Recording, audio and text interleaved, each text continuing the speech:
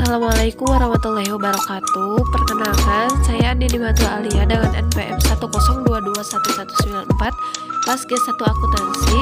Di sini saya akan memaparkan kembali materi pertemuan ke-5 mata kuliah Sistem Informasi Akuntansi. Langsung saja, di sini saya akan memaparkan tentang buku besar dan buku besar pembantu. Buku besar atau General Ledger adalah buku catatan akhir atau Books of Final Entry yang merupakan kumpulan rekening-rekening neraca real dan rekening rugi laba nominal. Menampung ringkasan data yang sudah diklasifikasikan yang berasal dari jurnal, sumber data untuk menyusun neraca, laporan laba rugi, dan laporan perubahan modal. Buku besar pembantu atau subsidiary ledger adalah rincian dari rekening-rekening dalam buku besar, dan rekening kontrol atau controlling account adalah buku besar yang rinciannya dibuat dalam buku pembantu.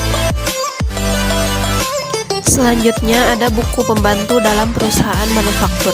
Ini terdiri dari 6 buku. Yang pertama buku pembantu persediaan, kedua buku pembantu piutang, ketiga buku pembantu utang, keempat buku pembantu harga pokok produk, kelima buku pembantu biaya, dan yang keenam buku pembantu aktiva tetap.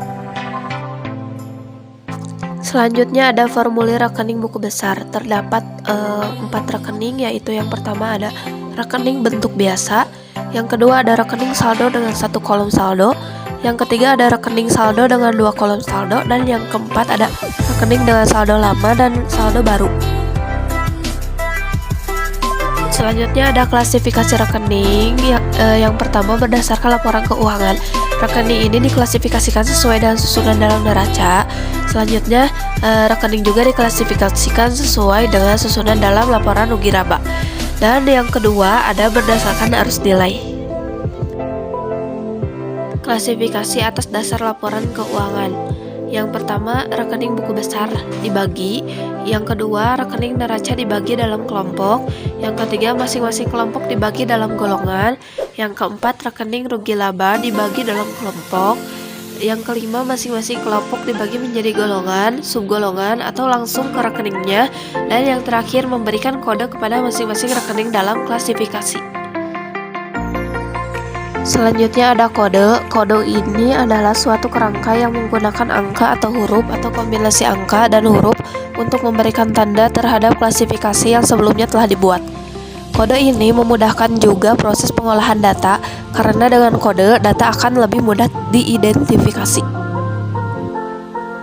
Selanjutnya ada syarat kode yang baik. Yang pertama ada kode yang disusun perlu disesuaikan dengan metode proses data. Yang kedua, setiap kode harus mewakili hanya satu item sehingga tidak membingungkan. Yang ketiga, kode yang dipakai harus memudahkan pemakai untuk mengingatnya. Yang keempat, kode yang disusun harus fleksibel, artinya dapat dilakukan perluasan tanpa perubahan menyeluruh. Yang kelima, setiap kode harus menggunakan jumlah angka atau huruf yang sama. Yang keenam, kode yang panjang perlu dipotong-potong untuk memudahkan mengingat. Yang ketujuh, dalam kode yang panjang perlu diberi kode yang merupakan cek digit, yaitu untuk mengecek kebenaran kode.